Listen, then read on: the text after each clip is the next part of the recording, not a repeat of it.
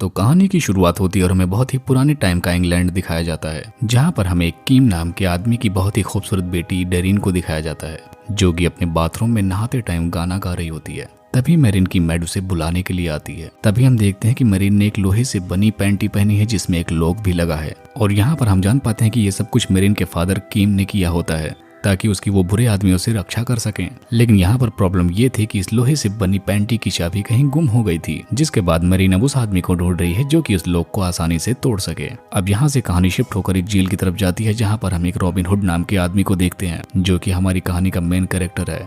Robin hood ने soldiers के साथ फाइट किया था, जिसकी वजह से उसे सबसे गंदे जेल में डाल दिया जाता है।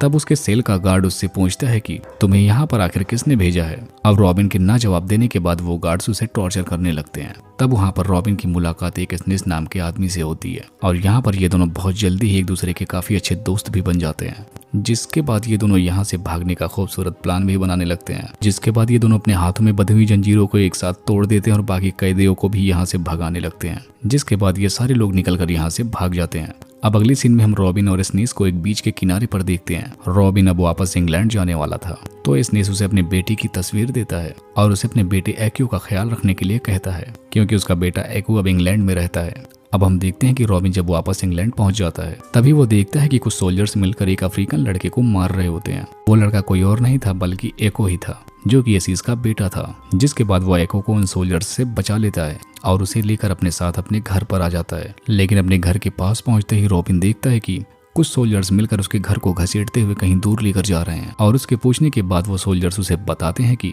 तुमने कई सालों से अपने प्रिंस को इस घर का टैक्स पे नहीं किया, इसकी वजह से हम तुम्हारे घर को लेकर जा रहे हैं। तब यहाँ पर रॉबिन उसे बताता है कि मैं जेल के अंदर से इन्हें टैक्स कैसे पे कर पाता, लेकिन वो सोल्जर्स उसकी बात को नहीं मानता और उसके घर को अपने साथ लेकर जाने लगते हैं। इसके बाद रॉबिन अपने एक नौकर से मिलता है जिसका नाम ब्लिंकिंग होता है, और वो रॉबिन से बताता है कि तुम्हारे फादर अब इस दुनिया में नहीं रहे, और इतना ही नहीं बल्कि तुम्हारी मॉम और तुम्हारा डॉगी सब कुछ खत्म हो चुका है। अब इन बातों के दौरान ब्लिंकिंग एक बैंडेड देते हुए उसे कहता है कि ये तुम्हारे फादर की आखिरी निशानी है। तब रॉबिन के पूछने के बाद ब्लिंकिंग बताता है कि इसके अंदर एक खजाने की चाबी छिपी है। तभी हम देखते हैं कि एक बच्चा झाड़ी में से भागता हुआ रॉबिन की तरफ आता है। तब रॉबिन के पूछने पर वो उसे बताता है कि एक शेरिफ उसका पीछा कर रहा है। तभी उस बच्चे को लेने के लिए वो शेरिफ अपने सोल्जर्स के साथ वहां पर आ जाता है, लेकिन रॉबिन इसके लिए तैयार नहीं था। तब वो सारे सोल्जर्स के सामने शेरिफ को काफी बेइज्जत कर देता है, और उस शेरिफ के हाथों से वो प्रिंस जॉन को एक संदेश भेजता है कि मैं जल्द ही उससे अपना घर वापस लेने के लिए आऊंगा। इसके बाद वो शेरिफ प्रिंस जॉन के पास जाकर सारी बात बताता है। अब ऐसा सुनने के बाद प्रिंस काफी गुस्सा होता है और उसको सबक सिखाने के लिए वो एक चुड़ैल के पास जाता है और उससे रॉबिन को हराने के लिए मदद मांगता है। अब वो चुड़ैल लैग्रिन इस काम के लिए तैयार तो हो जाती है, लेकिन इसके बदले में उसे शेरिफ चाहिए था,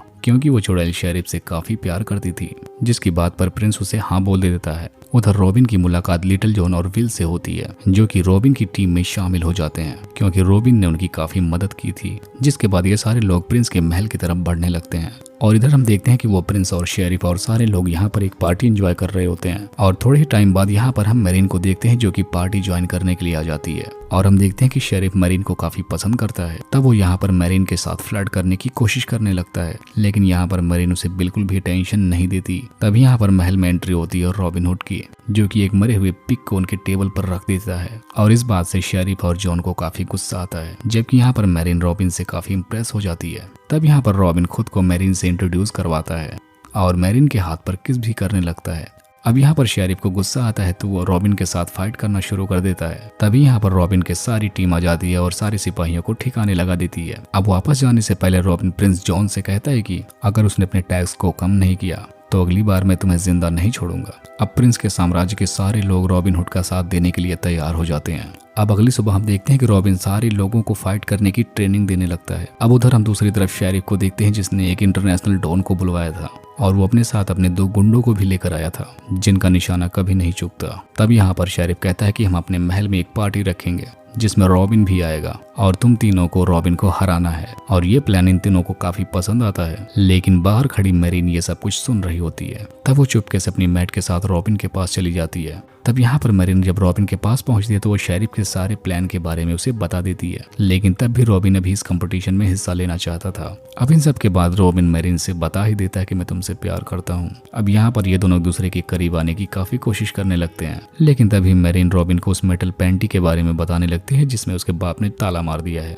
अब और कुछ ना करते हुए मजबूरी में रॉबिन मैरिन को किस करने की कोशिश करता है, लेकिन तभी वहाँ पर मैरिन की मैड आ जाती है और उसे अपने साथ लेकर जाने लगती है। अब अगले दिन हम देखते हैं कि महल में शूटिंग कंपटीशन शुरू हो जाता है, जहाँ पर बहुत सारे तीरंदाज आए हुए होते हैं और इनके बीच रॉबिन हुड भी मौजूद होता है, लेकिन वो एक पुराने आदमी के भेष में होता है। अब शूटिंग के फाइनल्स में सिर्फ 2 ही आदमी बचे हुए थे, वो डॉन और रॉबिन। और दूसरी तरफ शेरिफ पहचान जाता है कि यह बूढ़ा आदमी कोई और नहीं बल्कि रॉबिन ही है। वहीं उस डॉन का आदमी महल के ऊपर रॉबिन को शूट करने के लिए तैयार खड़ा था। अब फाइनल राउंड शुरू होने से पहले रॉबिन सारे लोगों को अपना असली रूप दिखाता है। अब महल के ऊपर छुपा हुआ आदमी जैसे ही रॉबिन के ऊपर शूट करता है, लेकिन उसका निशाना चूक जाता है। अब तो रॉबिन ये कंपटीशन जीत चुका था, लेकिन फिर भी शेरिफ रॉबिन को अरेस्ट कर लेता है। तभी मैरिन शेरिफ से कहती है कि अगर तुम रॉबिन को छोड़ दोगे तो मैं तुमसे ही शादी कर लूंगी। जिसके बाद शेरिफ जल्दी से जल्दी शहर में अपनी शादी की तैयारियां करवाता है और रॉबिन को भी अपनी एक ट्रैप में फंसा कर रखता है ताकि मैरिन अपनी कमिटमेंट वापस ना ले।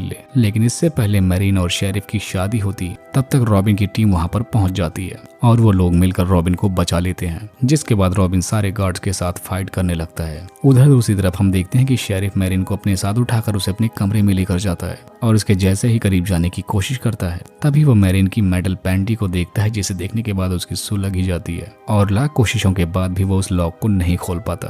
तभी वहां पर रॉबिन आ जाता है और शेरिफ के साथ फाइट करना शुरू कर देता है। अब फाइट के दौरान रॉबिन के फेंडर में से उसकी चाबी निकल कर जाकर मैरिन की मेटल पैंटी में जाकर घुस जाती है और वो चाबी बिल्कुल वहां पर फिक्स बैठ जाती है। अब इधर रॉबिन शेरिफ को फाइट में हरा देता है। अब शेरिफ को बचाने के लिए लैट्रिन वो चुड़ैल अपने साथ उसे लेकर जाने लगती है। अब अगली सीन में हम देखते हैं कि रॉबिन मैरिन के साथ सारे लोगों के बीच में शादी कर लेता है और तभी हम देखते हैं कि इस राज्य का असली राजा वापस आ जाता है। और यहाँ पर हमें पता चलता है कि अब तक जो राजा राज कर रहा था वो बस इसका भाई था, जो कि बहुत ही क्रूर था और वो अपनी जनता को इतना परेशान देकर अपने भाई को सजा देता है। जिसके बाद वो रॉबिन का धन्यवाद भी करता है और इसके साथ साथ रॉबिन को उसका घर भी वापस मिल जाता है। अब रात के टाइम हम देखते हैं कि रॉबिन उस चाबी की मदद से मैरिन की मेटल पैंटी को खोल लेता है और इसी को दिखाते हुए इस मूवी का यहीं पर एंड हो जाता है।